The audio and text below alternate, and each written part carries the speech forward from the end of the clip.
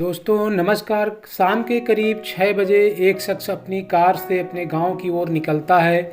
अपने रिश्तेदार से मिलने के लिए उसे इस बात का जरा सा भी अंदाज़ा नहीं था कि जो गाड़ी उसके पीछे थी दरअसल वो उसी का पीछा कर रही थी और एक खास मौके के इंतजार में थी। चौराहा आते ही वो शख्स अपनी गाड़ी को मोड़ता है और एक कार उसका रास्ता रोक देती है। पीछे से आ रही कार भी इसी मौके के इंतजार में थी और वो भी इस शख्स का रास्ता रोक देती है, जिससे कि वो शख्स ना अब अपनी गाड़ी को आगे ले जा सकता है और ना पीछे की ओर।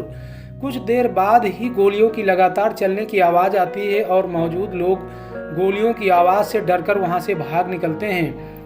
दनादन 30 बार गोलियों की फायरिंग की आवाज़ से वो इलाका गूंज उठता है और जब हत्यारों को यकीन हो जाता है कि गाड़ी में मौजूद वो शख्स मर चुका है तो वे अपनी उन्हीं गाड़ियों में बैठकर वहां से फरार हो जाते हैं। सुनने में ये सब किसी एक्शन फिल्म के क्लाइमेक्स जैसा लगता है, पर एक सच्ची घटना है।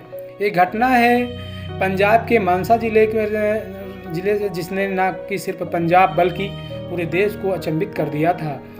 दिन दहाड़े एक इंसान पर फायरिंग होती है, वो भी किसी मामूली नहीं बल्कि इस देश के सबसे बड़े पंजाबी सिंगर की, जिसकी सिर्फ इंडिया में ही नहीं बल्कि इंटरनेशनल लेवल पर भी लाखों के फॉलोअर्स थे, जिसकी साठगांठ एक बड़े लीडिंग पार्टी के साथ हुई थी। हम बात कर रहे हैं सिद्धू मूसेवाला के हत्याकांड के बारे में। Sidhu Moosewala Indian music industry की और ख़ास तौर पर इंडियन पॉप सिंगिंग में मशहूर खास पहचान बनाने वाले एक ऐसे सिंगर थे जिन्होंने पंजाबी रैप को इंटरनेशनल लेवल पर पहली बार पहुंचाया था और इंडियन हिप हॉप म्यूजिक को इंटरनेशनल लेवल पर पहचान दिलाई थी। 28 साल के Sidhu Moosewala Punjabi singer, rapper, songwriter और एक्टर थे। उन्होंने अपने जज्बे और लगन से ही छोटी सी उम्र में ही वो मकाम हासिल कर लिया था जो कई कलाकार सालों तक की मेहनत के बाद भी हासिल नहीं कर पा रहे हैं। उनकी फैन फॉलोइंग बहुत अधिक थी। सिद्धू मूसेवाला पंजाब के मूसा गांव के रहने वाले थे। उनका बचपन मूसा गांव में ही बीता था और वो एक किसान के परिवार से आते थे। उनके पिता एक्स गवर्नमेंट एम्प्लॉय थे। सिद्धू मूसेवाला ने अपनी इलेक्ट्रिकल इंजीनियरिंग की डिग्री लुधियाना के गुरु नानक देव इंजीनियरिंग कॉलेज से 2016 में पूरी की थी। वह पर शुरू में उनकी दिलचस्पी सिंगिंग में थी, जिसके लिए उन्होंने ग्रेजुएशन के तुरंत बाद कनाडा जाने का निर्णय लिया। अंत में अपने संगीत पर इतना विश्वास था कि लगभग हर प्रोडक्शन कंपनी ने उन्हें और उनके सॉन्ग को लॉन्च करने की इंतजार किया था। तब भी सिद्धू मूसेवाला ने हार नहीं मानी बल्कि खुद अपने आप में गाने लिखे, अपने सॉन्ग कंपोज किए और खुद को लॉन्च किया और 2017 में कनाडा से ही अपनी पहली म्यूजिक एल्बम रिलीज की। सिद्धू मूसेवाला के इसी जज्बे और म्यूजिक से इतने गहरे लगाव के कारण ही जल्द ही सिद्धू मूसेवाला ने अपनी इतनी कम उम्र में ही कामयाबी हासिल कर ली थी। कामयाबी ऐसी जिससे इंटरनेशनल लेवल पर इंडियन म्यूजिक इंडस्ट्री और पंजाबी सॉन्ग्स को लगातार रुक दिया। सिद्धू मूसेवाला के अधिकतर गाने चट सिख कम्युनिटी को ग्रीफाई करके दिखाते नजर आते थे और सिद्धू मूसेवाला ही थे जिन्होंने इंडियन और पॉप रैप को इंटरनेशनल लेवल तक पहुंचाया था, एक नई पहचान दी थी। उन्होंने हाल ही में असेंबली इलेक्शन के पहले कांग्रेस ज्वाइन कर पॉलिटिकल फील्ड में भी कदम रखा था, पर आम आदमी पार्टी के खिलाफ वो इलेक्शन हार गए थे। उनके मौत के एक दिन पहले ही सिक्योरिटी 342 और लोगों सहित पंजाब सरकार ने हटा दी थी, जिसके कारण अपराधियों को अपना मकसद अंजाम देने में हेल्प मिली। सिद्धू मूसेवाला के मर्डर की कनाडा तक लिंक थे, जिसकी सांठगांठ कनाडा के क्रिमिनल से भी जोड़ी जा रही थी। तो क्या था ये, कोई पॉलिटिकल रिवेंज या फिर इंटर गैंग राइवलरी या कनेक्शन था सिद्धू मूसेवाला का कनाडा की गैंग से? क्या है सिद्धू मूसेवाले के मर्डर के पीछे असली राज? जब जानेंगे उससे पहले अगर आप हमारे चैनल पर नए हैं तो चैनल को लाइक एवं सब्सक्राइब अवश्य कर दें।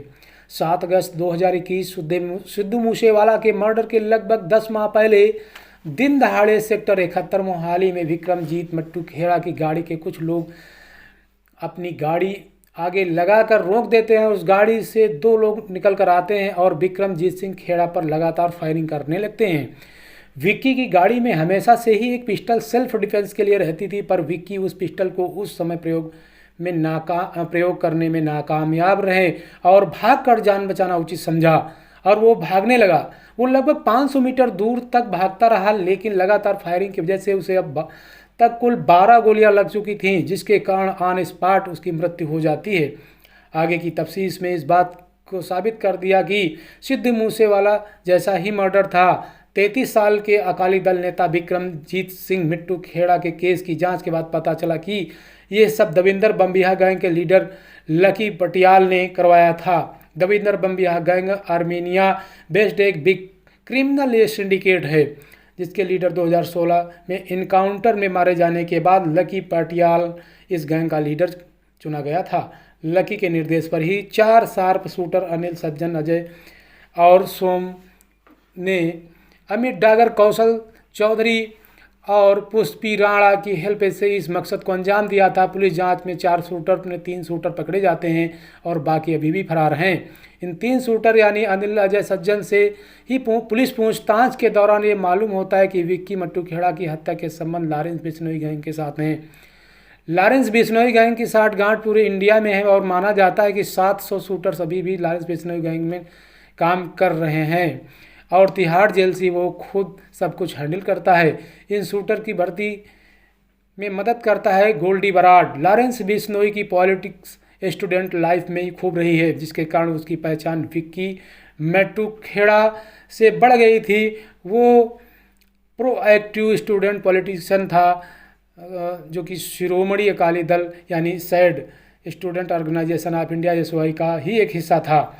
2010 से 2020 तक विक्की एसवाई चंडीगढ़ के इंचार्ज थे। साथ ही विक्की ने पार्लियामेंट्री चुनाव और विधानसभा चुनाव के वक्त भी शिरोमणि अकाली दल का खूब बढ़ चढ़कर साथ दिया था। उसकी इसी नज़दीकी के कारण लॉरेंस बिश्नोई गैंग की राइवल गैंग यानी देवेंद्र बम्बिहा गैंग के निशाने पर आ चुका था। विक्की मट्टू खेड़ा लॉरेंस बिश्नोई से अपनी दुश्मनी का बदला लेने के लिए ही लकी पटेल ने विक्की के मर्डर की साजिश रची थी। जब इस बात का खुलासा हुआ कि इसके पीछे किसका हाथ है, तब लॉरेंस बिश्नोई गैंग ने बदला लेने की ठान ली। लॉरेंस बिश्नोई ने जेल में रहकर ही गोल्डी बरार से संपर्क किया और शार्प शूटर्स को हायर किया और 29 मई शाम 6 बजे लगभग जब वो अपने गांव अपने रिश्तेदार से मिलने जा रहा था, तब लॉरेंस बिश्नोई के आदमियों ने अपनी कार को बीच चौराहे पर ही घेर कर रोक लिया और अंधाधुंध गोलियां चलाने लगे, ठीक उसी तरह जिस प्रकार से विक्की मट्टू खेड़ा के साथ हुआ था। पर ये उससे भी ज़्यादा दिलचस्प और दिल दहलाने वाला था। ये एक भयानक घटना थी। सिद्धू मूसेवाला पर कुल 6 शूटर ने लगातार गोलियां बरसाकर मौत के घाट उतार दिया था और उसकी ऑन स्पॉट मौत हो गई थी। इस केस में कुल 35 आरोपी पुलिस द्वारा बनाए गए और 23 को गिरफ्तार कर लिया गया और जेल भेज दिया गया। सिद्धू मूसेवाला के चाहने वाले उनकी हत्या के बाद काफ़ी सदमे में थे। दोस्तों, इस सच्ची घटना में आपकी क्या राय है, कमेंट बॉक्स में अवश्य लिखें। धन्यवाद। जय हिंद, जय भारत।